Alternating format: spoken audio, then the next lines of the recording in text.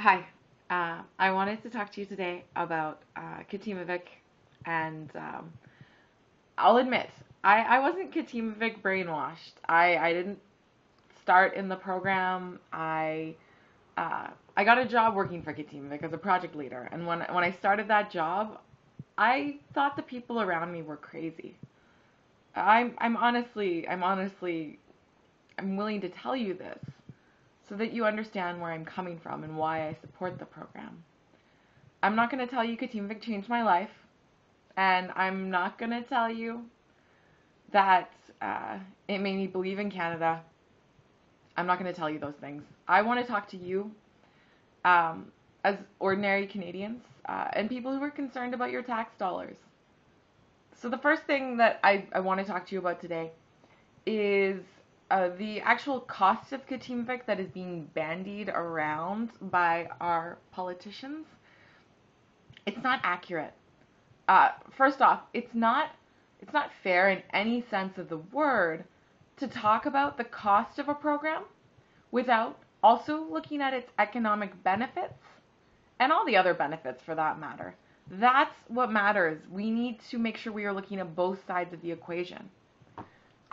Letters that some of us have been getting back from our MPs are quoting $28,000 per participant as the cost for the program, when the financial statements released by Katimavik have a number that is just about half that amount, so just over $14,000.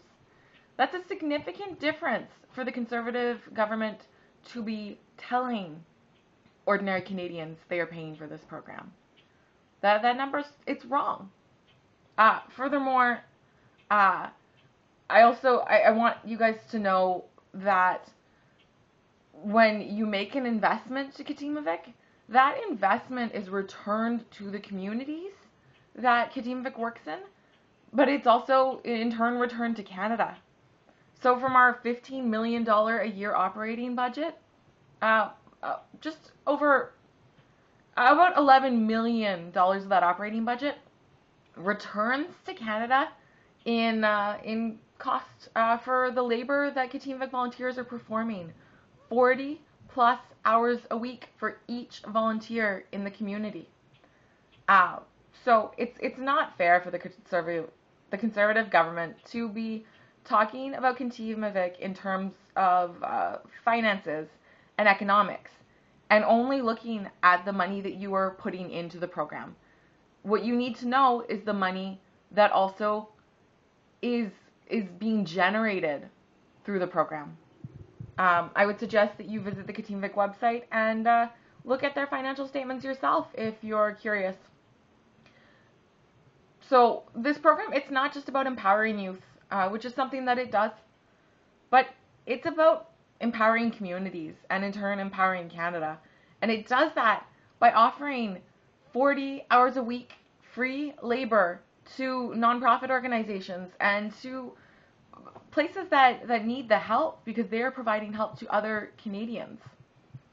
The second topic that I'd like to deal with today is something that James Moore said recently. He said that cutting Katimavik was the easiest decision he's made. And in the video that's posted on YouTube, you can see his party behind him laugh when he makes that statement. This concerns me on a number of levels. For one, I'm worried that this is how we are spending our tax dollars. We're spending our tax dollars on flippant comments to serious questions. It's not fair for ordinary Canadians to have their money spent in this way. It's not good government. I'd like to encourage you all, please, to write your MPs and to speak to the media about Katimavik. I'd like you to inform yourselves and understand why there's so many of us fighting to keep this program alive. It's not because it changes the lives of youth. that can't be the only reason. That wouldn't be a fair or a useful way to spend your tax dollars, just to empower youth. I agree with you. It's all the other benefits that happen, that trickle down from empowering youth, that happen in the communities where Katimavik spends its time and volunteers. Those are the benefits that make this program worthwhile. Those are the reasons why you should support Katimavik. Thank you for listening.